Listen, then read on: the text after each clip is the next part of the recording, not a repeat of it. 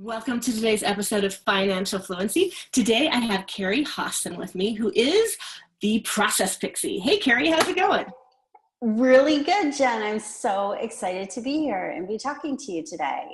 Me too. So we recently got to hang out in person. We met in person at the 90-day year event in San Diego, which was super fun. It was so cool. So that's usually the opposite of the people I interview on here. Usually I interview people who I've met online and we've got to know each other and we're talking in person. I've actually met you in person and now we're talking online, which is kind of cool. It's true. Yeah, we knew each other from a few online groups and things. And then, I got to really connect and get to know each other in person. Yeah, that was really nice. And I was really excited to learn more about your business, the Process Pixie, because I feel like for a lot of us who work online, having any kind of system or process or like even structure of how we do things within our business. Like for me, I'll be honest, my social media is so scattershot. Like when I say, oh, did I do it all? And when I don't, I forget. And actually, when you filled out the form to be on this podcast, you wrote back and told me that it was a beautiful process. And I was like, yes, awesome. It is a beautiful process. For anyone that you've interviewed, they know Jen's whole podcast process is like the gold standard. Yes. If only everything else in my life was that way. But yeah, and it came about through a process of like errors of times when we're like, oh my God, we don't have the headshot, or we don't have our social media link, or where's the link to her book? It's the day we're trying to put up the episode. So we learned if we get all of those things, it makes it so smooth on the back end when it's time to put out the show. So I imagine, is that how you tell us how you ended up becoming a Process Pixie and kind of like what you do in people's businesses, how you move things out for them. Yes. Well, that is exactly what I do for my clients, is like your podcast process. It just makes things smooth and easy. You collect all the information you need. You're not wasting time going back and forth, looking for things, missing things, just keeping your business running, really smoothly with minimal effort from you. So yes, how did I get here? I first started working with processes when I was in college. It was back about 17 years ago. I had a job at a real estate company. And I was hired specifically to learn the job and then train my replacement when I went back to school. So what I did was I created checklists for everything and just wrote everything down, made what I now call processes or workflows, and just made it super easy to train the person that was coming after me.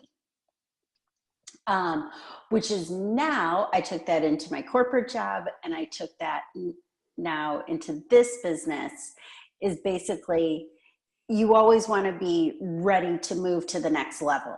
So always ready to train your replacement, which for female entrepreneurs, that's like, a VA or something like that, so that you're really stepping into that CEO role of your business. Or you can just do other things. You can free up that time to spend time with your kids, your partner, just take care of yourself, all of those reasons. We started our own businesses. What? Maternity leave. Oh yeah, for sure. For sure. You want to be able to have somebody else do pretty much everything in your business. That's so interesting. So I recently had Amanda Steinberg on here, and one of the things we talked about was she talks about the roots and the wings of your financial life and the roots of your assets. And one thing that she brought up, which was kind of an interesting topic for a lot of us women who consider ourselves either entrepreneurs or business owners. Her point was that a business that is an asset, that is a root, can either be run without you or sold, or can go public and have a board running it. And she's like, anything else, you're freelance or you own a job. And I was like, yes. We used to have a ranch. I think I told you about this some before. That was definitely a business that could be sold, and we sold out of it. And I was like, yes, oh, that was my only route that actually did not require my input, like either my thinking, like this podcast, or for me to put in the time writing things or working with people one-on-one, which made me think a lot about I need to rethink my processes so that I can have things that happen without my direct input. Exactly. Do most of the people that you work with, is that where they're at? They're like, oh my gosh, nothing can happen without me. How do I get that? So how do you help them? What do you do? So most of the people I work with, yes, they come to me, they've grown their business to a point where they have lots of clients coming in, and they can't grow anymore because everything in their business depends on them doing it. They're all wings and no roots. So in order to make more money, they have to free up some of their time. They have to hand off things. And we're both in the 90-day year, so we know those $10 tasks, those low-level things that you can get rid of. So I help them get rid of that. We do that in a couple of ways. One way is working one-on-one, and you tell me what you want to get rid of, and I write down step by step how it's going to be done, and then you can hand that off to somebody else. The other thing that I'm doing right now, and is going to be ready on June 1st, is I am doing just done for you processes. So like the female entrepreneurs that I work with, I'm documenting like the standard things they want to hand off. And I use documenting as a fancy way of writing it down in super detail. So women can come to me and just say, okay, I'm doing all the things. I want to stop doing all the things. For example, podcast. If somebody's doing a podcast and they want to have it run like yours, they can come to me. I can say, this is the step-by-step instructions of how to have somebody else run the podcast like Jen's is run. It is true. At this point, it's very hands-off. I record this, I do it in the cloud, and then Zoom sends me the email, which I should probably just have them send it to Holly, because then I just forward it to Holly, and then everything happens. It gets into iTunes, it gets onto YouTube, like the little label or the album art exactly. The Canva is all set up, so it's just changing the name of the person, and the headshot like goes in, all the social media goes in, and that feels great. Like this is one of the parts of my business that I'm just like, I don't even have to worry about it. I just show up, put my face on there, and then it's done. If only everything else were that way. Exactly, and that's my goal, is to my clients, for all female entrepreneurs, I want everyone to be my client so that all of their businesses, every aspect is running like that, because you should only be doing the thing that you can't be replaced in, and you can't be replaced in doing the interview and being on camera, but everything else can be done by somebody else. So, okay, let's think of other areas of businesses that you do this for. So podcasts, could you do a process for that? What else can you do a process for? One of the big things I'm doing right now is Facebook Live repurposing. So you record the video, and then I'm creating the process where somebody else is going to take that video and make it into like 100 different pieces of content and schedule all that to go out. That sounds pretty amazing. So it's going out like on your YouTube, on your... Yes, to your email list, getting posted on your blog, getting turned into social media posts, social media graphics, and then... Article? Can you make an article out of it? HuffPo? Oh, for sure. For sure. I became a HuffPo blogger in 2015, I think. And I did one post.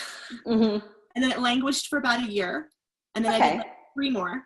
And then I just finally now realized I can take every interview I do and write an article about the person that I've interviewed and show their expertise and put it onto my HuffPo blogger, which is both good, for you. Awesome. Then you get the extra exposure. Yes. Also, it gives another bump to the downloads for my podcast, which is good for me too. Exactly. And it establishes me as a consistent HuffPo blogger, as well as you get mentioned on HuffPo. So if you haven't yet, you will be now. So that's my new little process I'm working on. Totally unmonetized, of course. This is one of the things is I realize the things that make the least money in my business are the ones that for some reason I put the best processes in place for.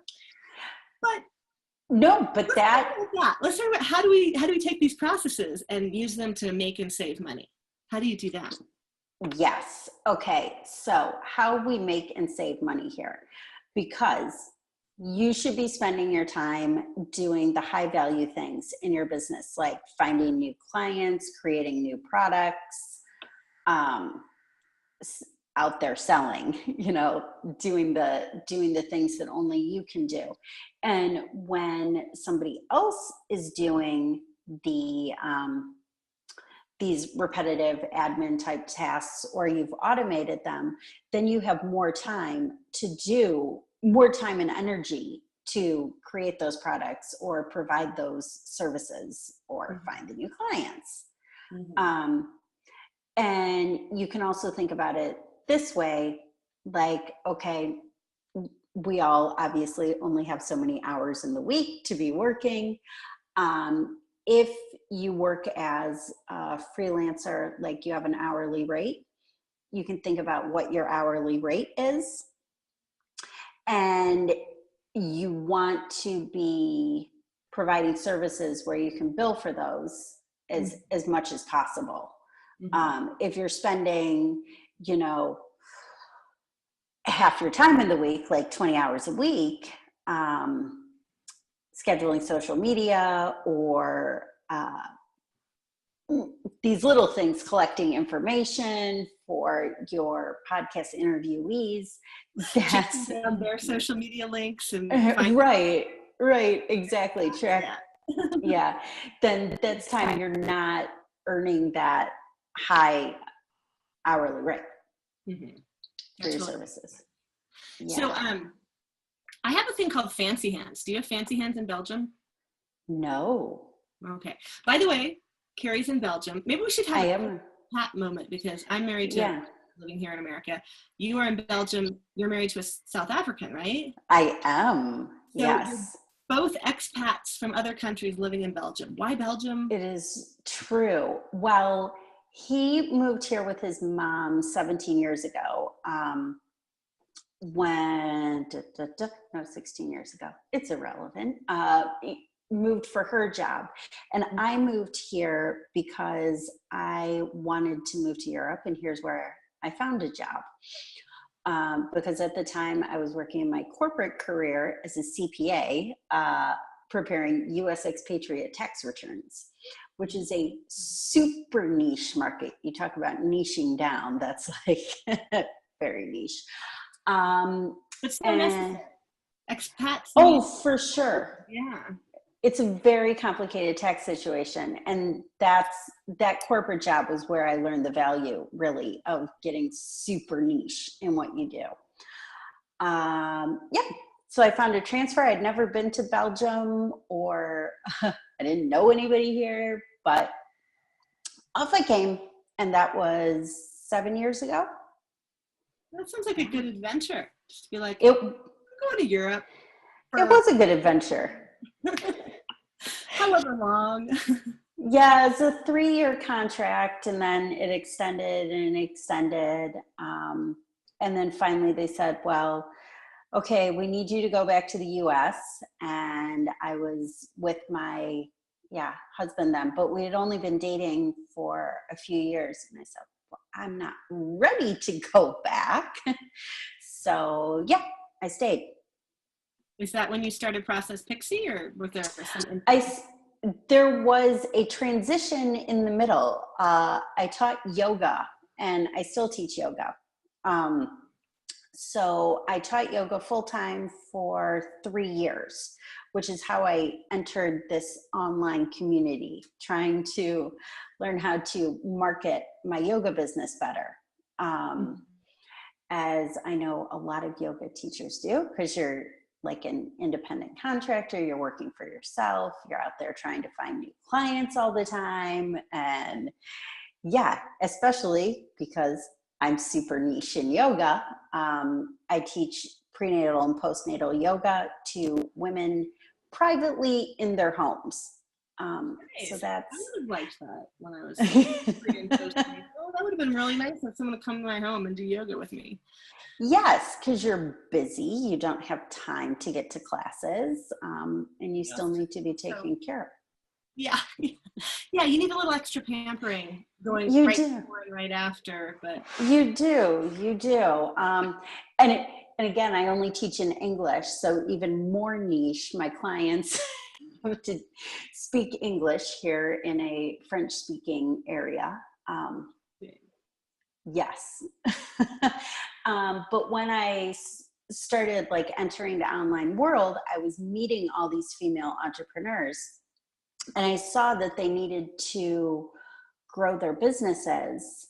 And what was missing was this knowledge of how to get themselves out of the business, and by creating processes and outsourcing and all this other good stuff that I really love doing more than teaching yoga. Funny enough. So I started the Process Pixie back in September. oh, okay. So it's not actually been all that long. It's not been all that long. Yeah, it's a newish business built on 17 plus years of experience. Well, I think that's fantastic because sometimes when people leave a corporate job, they, there's so much time and energy and education that goes forward into them being in that job, and it doesn't always translate into something else. That's right. kind of great that you are still getting the benefit of all of the work that you did back then. And I do feel like particularly women who end up kind of being forced out of corporate jobs because of caregiving responsibilities or medical conditions or difficult pregnancies or all these things where it's such a loss of human resource in the exactly. sense. Like we're wasting this resource of this really skillful, knowledgeable, educated person who now is just staying at home, whether they want to or not. Like it's one thing if you want to just stay at home and not do any work, like that. Exactly. Like birthing a human being out of your body, like just thinking of the pain, suffering, and risk of death right there. Like we should be so well compensated for creating life to start with. But then, exactly. if you still want to have a career and contribute in the way that you were before having a baby, and you get locked out of it because the job wasn't flexible enough, that's so frustrating. So I think it's great when you can bring some of that knowledge and work into being self-employed. Exactly. And I would have stayed in corporate if someone wanted to hire me to do these specific things that I like doing. And I just didn't find a job doing it. So I was like, I'm going to make my own job. Do you ever have corporate clients as a consultant for Process Pixie? Yes. Yes. I'm going to be, I haven't worked with them so far, but I have some lined up when I spend my summers in the US. So I'll be in Detroit, my hometown, for 2 months, July and August. And I'll be working with corporate clients there. Oh, that's great. And that is awesome. You're going to take 2 months. I'm assuming you go visit your family, your kids get to yes. That is cool. That's something I just this morning decided is a goal for us. You may have noticed, I don't know if you noticed, either on Periscope or in I saw it, yeah. I'm doing my down by half is my challenge I want to do. I want to get rid of half of our possessions so we can house swap. And I would like to house swap with someone in Australia next summer. That's one of my goals. But I'm going to need some serious processes in place for us to be in the for a whole summer. Yes. But yes, I would love that.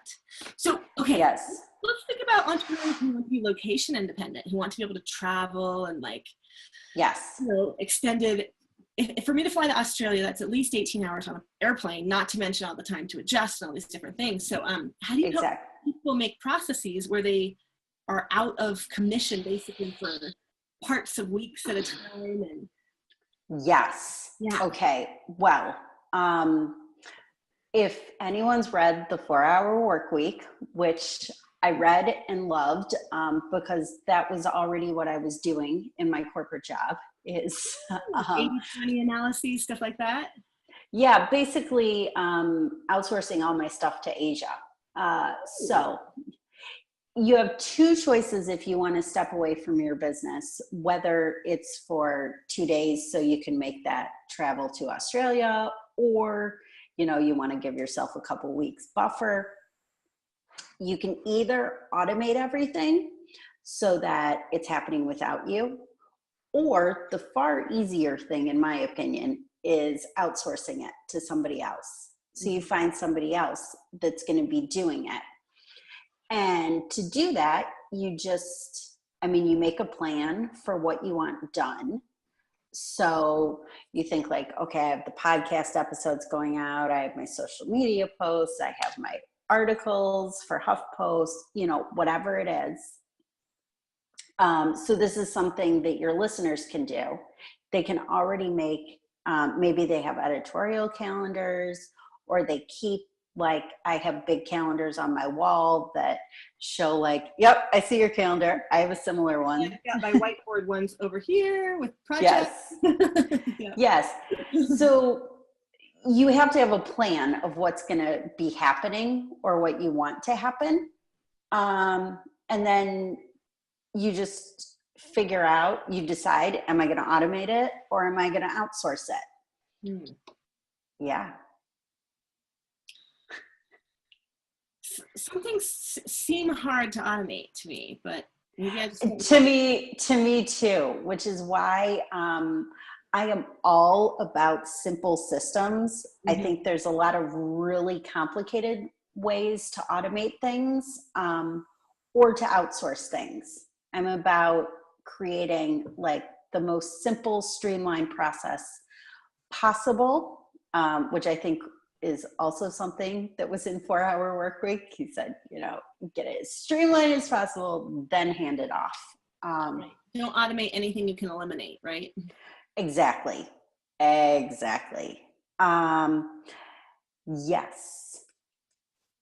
I think that's, yeah.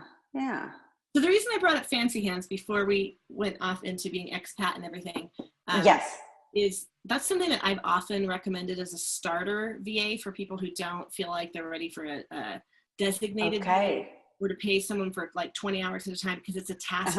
Like TaskRabbit. Do you know what TaskRabbit is? I know TaskRabbit. We don't have it here, but I've read about it. So it's basically a pay per task. So I can be like, okay. I no longer do transcripts of my podcast because I'm on a complete interview basis, and this would be how many words have we said so far? I don't know. But when I used to do solo episodes, 8 to 12 minute solo episodes, I'd have them transcribed, and then I would have the transcription. So I would sometimes have TaskRabbit do that. I have a juicy link, like I have my affiliate link for them. I don't get any money, but they give me an extra task every time somebody signs up. So I think I have like 50 extra tasks, like that's awesome. Right now. So I try to think of things I can actually have them do sometimes, but sometimes it's even hard. But they can do Canva stuff. They can do quick and easy editing. They can make phone calls. They can set appointments for you. They can find you like travel stuff. But that's awesome.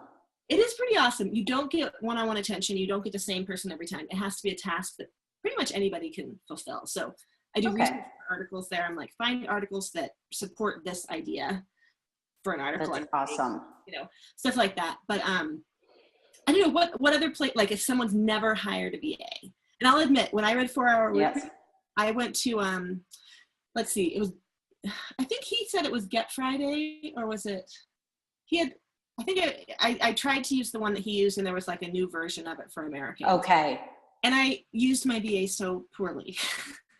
I did some of the silly things that he said, like if you were a millionaire, you could have someone like put a cheese sandwich in a tree at 4 p.m. like, yes. Some crazy millionaire used to do or something. I didn't do anything quite that crazy, but I ended up feeling like I really wasn't getting the ROI because I didn't really even know how to use her. I did not have process in place to make it a nice streamlined thing. So if someone never hired anybody to help them and they're like, what can I even give her? Like, what advice would you have for someone in the first step? Okay. So I have 2 pieces of advice. First, you don't have to hire somebody online. And this is the thing. There are a lot of people now saying, imagine you were starting your business in the pre-internet days. What would you do? How would you find clients? How would you get the work done? How would you find clients? Oh my God. Yes. But if you're running like a freelance business or something like that, consulting or writing or things like that, you'd go, to the local newspaper and you'd say, hi, I'm a freelance writer. Can I write articles for you? So I do write local articles and I get paid. Yay! Because, and in San Diego, Chris Winfield was speaking and he kept going, what is the simplest way to get this thing done? And the simplest way may be to hire an intern from your local college. So like if you need some video production done or you need a podcast editor, you could hire an intern from your college or one of the local universities. Or like I needed help with my marketing for my yoga business. So I got a marketing major that was about to graduate to intern for me and help me do all the stuff. That's also free, by the way, if you get an intern. Yes. So if you're new to outsourcing and getting people to do stuff, I'd recommend starting with a free resource. The other thing that I've been talking a lot about lately is college or high school students. Like I did all of this travel when I was in high school and I did tons of odd jobs to pay for that travel. And like, how awesome of a job would that be if I could just like spend 10 hours a week doing someone's social media scheduling or something like that? That would be like so cool. Not to have to like go to a job. Or I hated babysitting, and there aren't that many jobs you can do in high school, but yeah, I feel like I could schedule social media. Actually, probably the high school students are better at a lot of these things. They probably are. They do it faster. And different platforms than we older people use in some way, like I'm revisiting Snapchat since meeting Katya at the 90-day year. Yes. I got my Snapchat glasses, which I love. I love the way they do this really round, kind of stylized. Yes, it's super cool. But I still don't, I still only have maybe 15 friends on Snapchat. I don't know how to go find them. I don't really understand. It's so hard. So I end up taking those cool images and I put them on Instagram or I put them on Facebook because I'm like, I really like the glasses. I don't really get the Snapchat platform. I've tried. Yes. I had Opie, who runs Snap School, on the show, and she walked through Snapchat, and I did it for a couple of weeks. And then I fell off the wagon, probably because I don't have a group to interact with there, maybe. But I think there's a bunch of other things that the young people are doing, are probably better at. So I covered who you should give this work to. What should you be giving them? Anything that's repetitive that you're doing, like start keeping a list of like, this is the repetitive stuff I'm doing. I'm thinking this right now as we're talking about it. This is the stuff I don't like doing. When we're going through like Pinterest or Facebook news feed and you see that somebody's done something, like, oh, their Facebook page is set up really cool and you'd like your Facebook page layout redone. Or somebody says like, oh, you should always go through your Facebook page and whoever has clicked on like, invite that person to like your page if they don't already do it. All these little like hacks for it take a long time. Yeah, all these little hacks. This is what I would get somebody else to do, because it's repetitive stuff that, yeah, we all know is going to make a big difference, but we're busy creating the products, getting the new clients, and there's no time to do these little things. Okay. Yeah. That's an interesting idea. We do, here in our house, we have college students work for us who work with our kids. You know, we have kids with special needs. So I actually just yesterday did a new interview with a new person. And I find the HR for my kids' programs not the funnest part of my day. Exactly. Yeah, I don't know that I can outsource that though, because I personally want to talk to the people who I hire with my kids, but just doing the interviews and having people, college students come and go quite a bit, you know. It's not yes. our student teaching, some have semesters off, some just don't show up to work, some graduate and go on, you know. So I feel like we have a lot of turnover. Like when we were running our, we had 7 years without a single payroll change out of our 14 years. 7 years without hiring or firing anybody. Wow. And yet our home program for our kids, it's a pretty constant turnover. I wouldn't say every semester. We've had a few people have stayed for like 3 years, but doing their master's degree, and we were like really supporting them, and they were getting hours towards their certification with us. That was one thing. But yeah, I was just thinking of interviewing, like to me, when you talk about hiring someone, even as an intern, if they're going to be in my home, because I work from my home, I still see this barrier of me being like, oh, I have to advertise and I have to interview them, and then I have to look at their resumes and I have to figure these things out. It's true. Processed for that, so it doesn't feel so burdensome. I'm putting something together, but just like for your podcast, you can just come up with your list of questions that you want to ask everyone, and yeah, and you just do that. Ask the questions over and over. See who feels best. I've always been really super intuitive when it comes to hiring, and so far that's worked out well for me. So I basically just like talk to the person and get to know them, and then see the vibe I get. That is the thing when you're working with local people who may or may not have the turnover. A lot of my friends stayed in Detroit to go to university, so they were able to like get jobs and be very consistent with them. But yeah, that's the thing. If you're going to use somebody local, you may have a lot of turnover.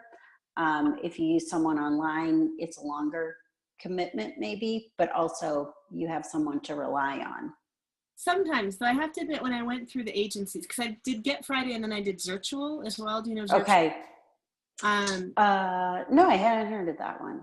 So at Zirtual, a couple of the very first people who got assigned to me, I guess they were trying to start their own businesses and were being virtual assistants to tide them over or something. 2 of them disappeared, with tasks unfinished. And I just like writing to the main company being like, I have not heard from them. Like, what is going on? Like, oh, sorry, this is your new person now. And that I found really annoying, because even though that is annoying. What I liked was they did have protection around like your credit card, because there were things, I had them book travel, I had them book rental cars, stuff like that. Okay. So they had a vault, so that they book things for me without actually getting my numbers and things like that. Yes. And I know they do some screening, which I liked, but still didn't mean that I necessarily, you know, as soon as something better came along, like they didn't have any loyalty to me or anything. I thought, like, you know, I was just email. I wasn't even a face. We didn't even do this. Exactly. Whereas eventually, as I moved on, I found people who I actually wanted to work with. And that was one of the things I talked to them about, like, while I love to support women starting their businesses, like I kind of need someone who's going to stay with me for a while. So if you're just doing this for a few months until you get something else running, like that's not really what I'm looking for. Exactly. Like someone who, this is what they want to do. Yeah, which is interesting. And with college students, that's obviously they're on their way to their career. Like, right. I hold them here to stay with my kids because they're teachers or special education teachers or therapists. Yeah, we've kind of veered off very far from our original conversation here with the VAs. I think we're still in there though. Yeah. Because it's not just about getting a VA. I mean, you can delegate anything. So it can be the podcast editing. It can be your graphic design. You could be, depending on what you do, like subcontracting work. So if there's this is easier with technology people like website developers or things like that. But if there's any piece of what you do that could be prepared by somebody else and then you just review it, you can think about doing that as well. Something I've meant to do that with is Facebook ads, or any kind of social media ad. I don't really understand them. I've made a few stabs at it that had very poor results. And then I was kind of like, what I'm doing. So I stepped back and I've just not done them since then. So I'm like, at some point I should find someone I feel comfortable making some ads for me so I can test it out. So it works. Exactly. Yes. I talk about that. There are two types of outsourcing. There's the outsourcing stuff you have no idea how to do, which is normally pretty easy. And then there's the outsourcing stuff that you know how to do, and you feel like you should be doing because you know how to do it. So you it's a mindset thing that you have to get around. Like, my time is better spent doing X instead of Y. Yeah. Because I guess the things you don't know how to do, that's more just hiring, like right, that you haven't done so far. So. Exactly. And I'm the same with Facebook ads. It would take me forever to figure out how to do them well. Sometimes, like, watching along with a webinar, pausing it, like getting at my computer and being like, okay, wait, what's a pixel?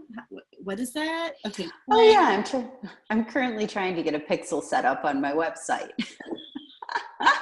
I should hire someone. Yeah. So if people are listening to this and being like, I am so ready for something like this. Yes. What do they need to do to get your help? Visit theprocesspixie.com. All my information is there. You can get in contact with me to, schedule like a free 15-minute strategy session, or download my freebie, or just like get to know me a little bit better. What's your freebie? My freebie, I have a super cool thing called a star chart, which I don't have printed out because we're on podcast, but we're also on video. So if you've ever used with your kids, like the sticker charts, where like every time we're doing potty training. So every time they go a full day with dry underwear, then they get a star. And when they get X number of stars, then they get the prize. It's the same thing. It's for reaching your goals as a female entrepreneur, female business owner. It could also be used for reaching financial goals. So it's a printout with the really fun chart. And then I also have a big page of awesome rewards. So you get to pick your reward, cut it out, or you can write in your own, paste it as your as your reward at the end. And then you write in your goals. So that might be like, I've been doing 50 Facebook Lives. So once I get to my 50 Facebook Lives, then I get my reward. You could do something like save, like $500 for a vacation. And then each time you save, however many boxes divided up, like, okay, each time you set the money aside, then you put a sticker in. So it just makes reaching your goals a little bit fun, and it's a simple and fun process, which is what Process Pixie is all about. Good to have visuals too, I think. Sometimes especially financial goals feel so like off in some account somewhere, and you're not actively interacting with it daily. Unless you have one of those apps where every time you don't buy a pair of shoes, you put that amount of money and it transfers. Yeah. That's good too. But I do like having paper and pen stuff around. Like I've tried doing I do too. All app stuff, and I've gone back to like this plan. Actually, you're gonna love this one. Did you have one of these, Carrie? I'm just gonna check. Let's see. I used it up in the first 90 days of this year, but and you can see I set a cup on it at some point. But this is the your plan. I don't have it, but I'm going to get one this summer. I almost bought one in San Diego, but when I did the program a year ago, more than a year and a half ago, you could download a PDF of it and print it out. So I send it to my local printer and oh, that's a good idea. Cause I just like having printed out sheets doesn't work for me quite the way having a nice, like a nice planner did. But one thing I liked with this is basically your star chart. The 15 minutes. Exactly. That show in the different dollar amounts of the task. So like, did I do $10 tasks today? Or did I do $200 tasks today? Right. So you put what the task is, but then it also has this entrepreneurial scorecard and the total time that you spent. It's interesting. It made me realize how there are tasks like article writing. I think it's under an hour for me to write like a 750 word article. And I can definitely write more than 750 words in that amount of time. But when it's researching, when it's editing, when it's getting quotes, when it's, finding images, I realized, oh gosh, I'm getting paid about $100 for this article, and I actually spent like 3 hours on it. So my per hour rate has really dropped from what I thought was like, $100 for an hour's worth of work. So I found that really illuminating, but this fits in my purse. And that makes a huge difference for me, being able to carry it with me. It does. You've got to have the things that work for you.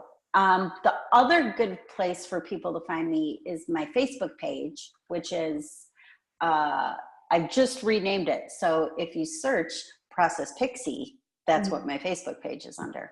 Nice. It used to be my name, but everything is on brand now. And I do lots of live videos on there, lots of trainings. So sharing knowledge like this of how you can create simple processes to get yourself out of your business. And I've also been seeing you on Periscope a lot lately.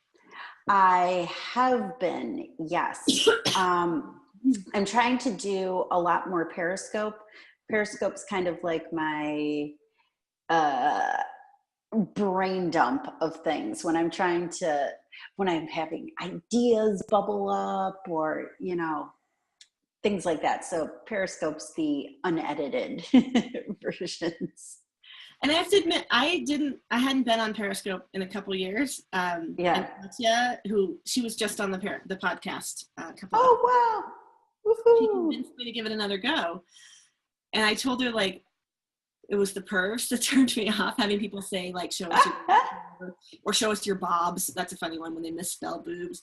And she gave me this great insight, which was she figured out her perv to view ratio. She's like, so, because she has a much bigger following than me. She's like, if I 10,000 people view my video, and even if 100 of them give me pervy comments, that's still, you know, like my perv to real viewer ratio is right. so good. And I was like, that's an interesting way to look at it. And the fact that with Periscope, you really reach outside of your current circle. And I was like, exactly. Facebook, Twitter, all those things, there are ways to see people that you're not connected with, but any live, you know, if you do Facebook live video, a lot of exactly already preaching to the choir. And I was like, oh, that's true. So I am giving Periscope another go. And I love seeing, you seem to go almost daily. Often it's at like 4:30 a.m. for me. A lot. And have seen your, I don't know what time it is for you in Belgium, but for me it's about 4:35. Yes. I've been seeing you on there. And weirdly enough, doing the like miracle morning thing and getting up extra early. Ooh, well done there. Yeah, I don't mind Periscope or the trolls, because to me, like, those comments aren't personal. Like, Not at all. they're just, I mean, that's like the least personal thing that they could say. So it's like, that's just them. They're popping on and they're going like boobs, boobs, boobs on everyone's thing and then hopping off. And I might have to make that one of my pulled quotes from this interview. Boobs, boobs, boobs, boobs. Nice. That's the click to tweet. Yeah, click to tweet boobs. Well, that's a perfect way to wrap up this episode. Ignore the processes in place. Yes. Good. Yes, exactly. Well, thank you so much for coming on. It was great to talk to you there in Belgium.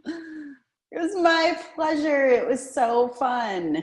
Okay, and I will see you in all of the multiple groups that we yes.